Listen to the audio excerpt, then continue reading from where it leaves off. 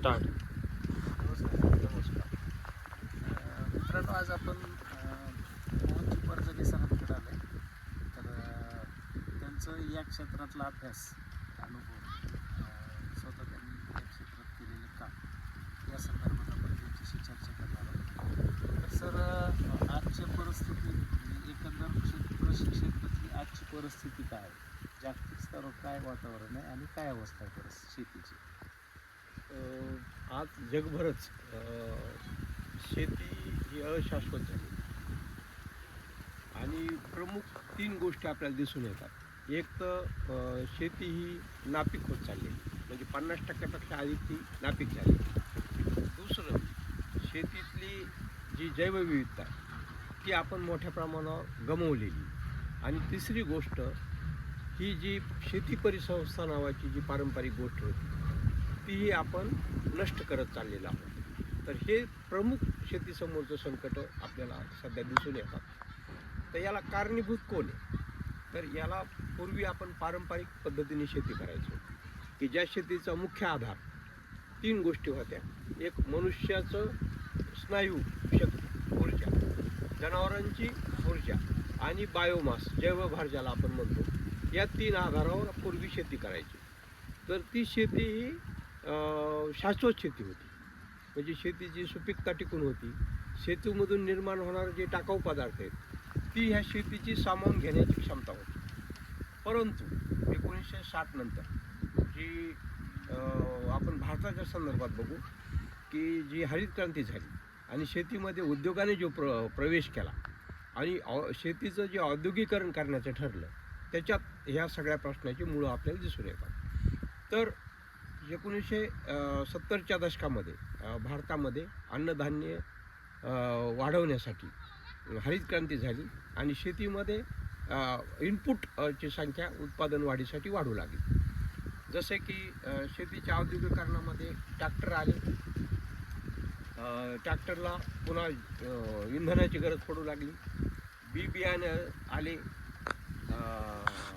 Hybrid बी बियाणं आले, त्यानंतर खतं आली, नैसर्गिक खतं आली आणि ही पारंपरिकची शेतीची जागा या औद्योगिक शेतीने घेतली. परंतु या औद्योगिक शेतीचे परिणाम जे झाले शेती व्यवस्थेवर आणि मानवाच्या आरोग्यावर, हे फार भयानक आहे. एक तर शेतीमध्ये प्रमुख त्या 3 गोष्टी घडल्या, त्या अशा की ह्या रासायनिक खतामुळं आणि फवारण्यामुळं, कीटकनाशके, जंतू तणनाशके आणि बुरशीनाशके, याचा परिणाम असा झाला की त्याच्यातून निकृष्ट दर्जाचा आहार आणि त्याचा मानवी आरोग्यावरती दुष्परिणाम होऊ लागले आणि नवीन आजार तयार झाले.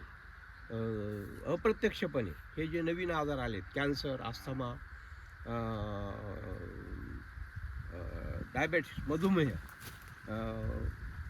ही जी नवीन आजार आहेत हे याला प्रत्यक्ष किंवा अप्रत्यक्षरित्या हे अन्नधान्य कारणीभूत.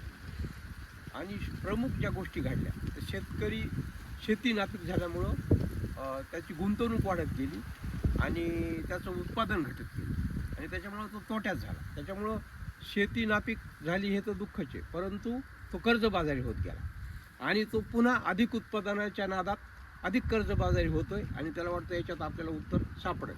परंतु तसं न होता आपल्याला असं दिसून येतं की शेती आणि शेतकरी हा दिवसेंदिवस अडचणीत येताना आपल्याला दिसून येतं. हे जे म्हणजे शाश्वत शेती गरजेची आहे, ती अशाश्वत झाली. तर ह्या परत आपल्याला जर शाश्वत शेतीकडे जायचं असेल तर त्याला पर्याय मार्ग काय वाटतो तुम्हाला? आपल्याला जर परत शाश्वत शेतीकडे जायचं असेल तर 3 पर्याय सध्या आपल्यासमोर दिसतात. एक आहे नैसर्गिक शेती, दुसरी आहे सेंद्रिय शेती आणि तिसरी जी आता नवीन कल्पना रुजू लागलेली पुनर्निर्माणक्षम शेती, की ज्याच्यात शेती परिसंस्था म्हणून आपल्याला पूर्णतः विचार करावा लागेल की या या नैसर्गिक शेतीत फक्त आपण मातीच्या सुपीकतेबद्दल विचार करतो किंवा ऑर्गॅनिक फार्मिंगमध्ये, सेंद्रिय शेतीमध्ये आपण फक्त मातीच्या सुपीकतेबद्दल. परंतु शेती परिसंस्थेमध्ये पुन्हा ह्या सगळ्या गोष्टीचा एकात्मिक शेती संस्थेचा तुम्हाला विचार करावा लागेल. त्याच्यामध्ये शेतीची सुपीकतेबरोबर जैवविविधता जी आहे त्याचं पुनर्निर्माण तुम्हाला करावं लागेल. आणि पुन्हा एकदा शेती तुम्हाला वेगळ्या पद्धतीने उभी करावं लागेल.